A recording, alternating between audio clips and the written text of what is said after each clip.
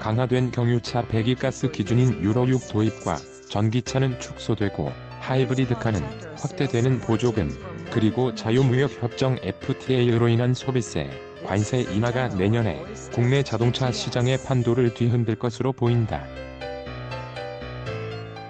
한 예로 현대, 기아자동차와 쌍용자동차는 디젤 신차 모델을 진작부터 유로6 기준에 맞춰놨지만 한국 GM과 르노 삼성은 아직 유로5에 머물러 있어 가격 책정 등에서 어려움을 겪을 수 있다. 소비세 및 관세 인하를 등에 업고 수입차들의 공세도 더욱 강해질 게 뻔하다.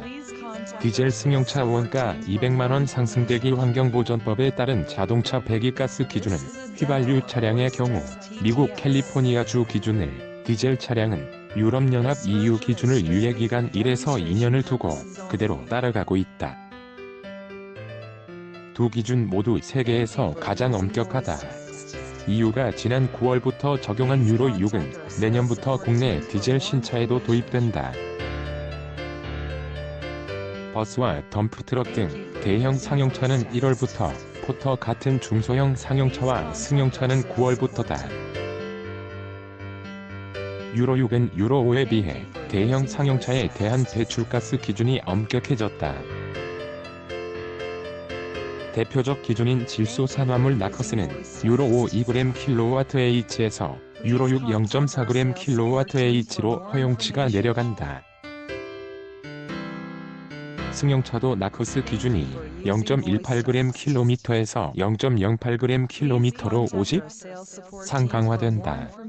유로6 기준을 맞추려면 신형 엔진을 장착하거나 별도의 공해저감 장치를 추가해야 하기 때문에 원가에 상당한 부담으로 작용할 수밖에 없다.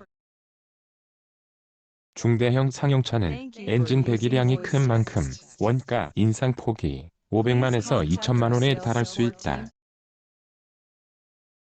유럽에선 지난 9월 이후 대형 트럭 가격이 평균 1,700만원가량 오른 것으로 조사됐다.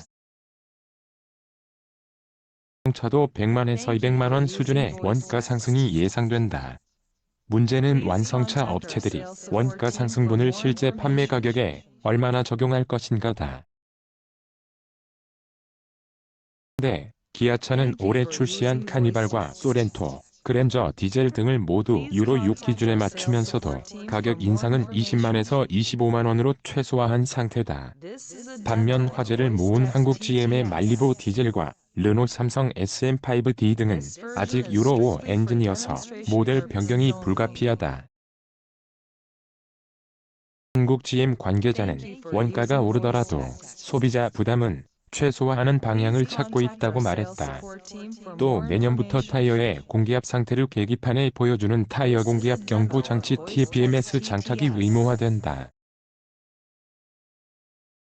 차종에 따라 10만에서 20만원의 원가 인상 요인으로 작용할 전망이다. 전기차 지원 축소, 하이브리드카 확대 전기차에 대한 보조금은 축소된다.